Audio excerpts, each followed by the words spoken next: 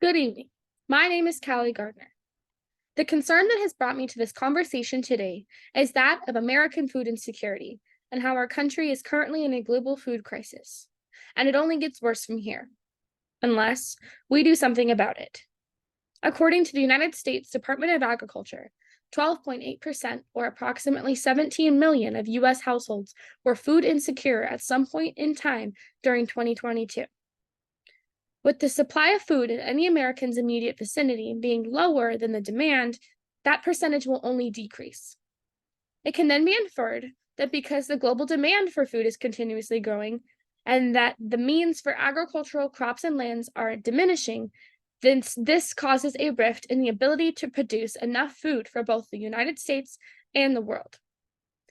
The global food demand will increase by more than 50% in 2050. But due to climate change, agricultural yields of major crops could decrease over that same period. This dangerous combination could lead to price spikes, food insecurity, social unrest, political tensions, and conflict. Lincoln 2023. A root cause for this issue stems from the issue of global warming.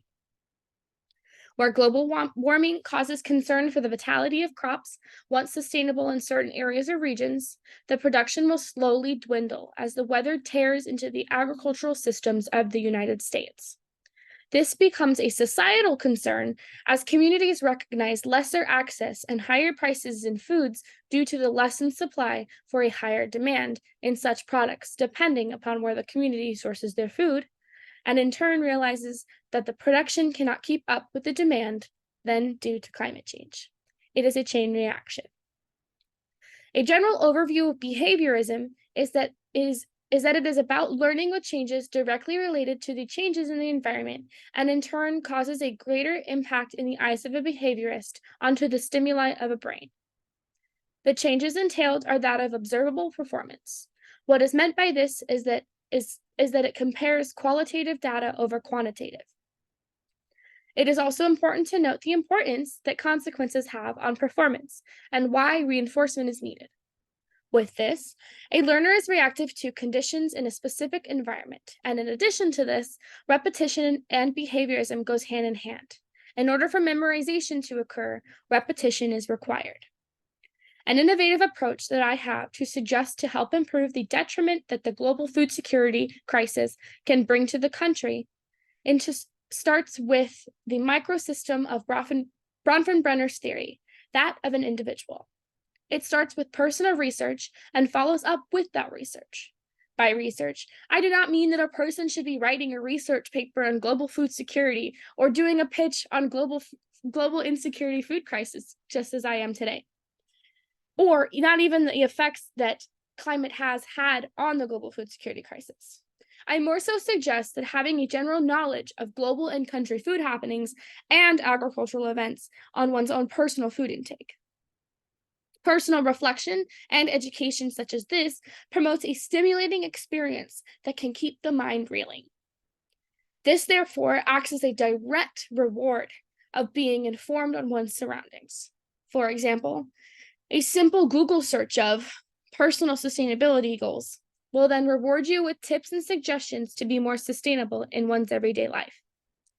While some are unattainable as an individual, there are goals that promote a behavioristic way of learning how to make an impact on food security. The act of learning takes an individual, access to the internet, and the knowledge of even knowing what to search. That knowledge comes from access to educators who will bring up hard to swallow topics, or in this case, the inevitability of low food supply with an ever increasing demand. The needs are educators with proper knowledge on sustainability and classes that are open for the public to those who want to do their part in helping America reach their Sustainable Development Goals, or SDGs, through specifically the food security crisis. The support that is needed to access this education is an education that creates review and repetition for the average individual to know and understand the detriment that food insecurity is causing and can continue to cause.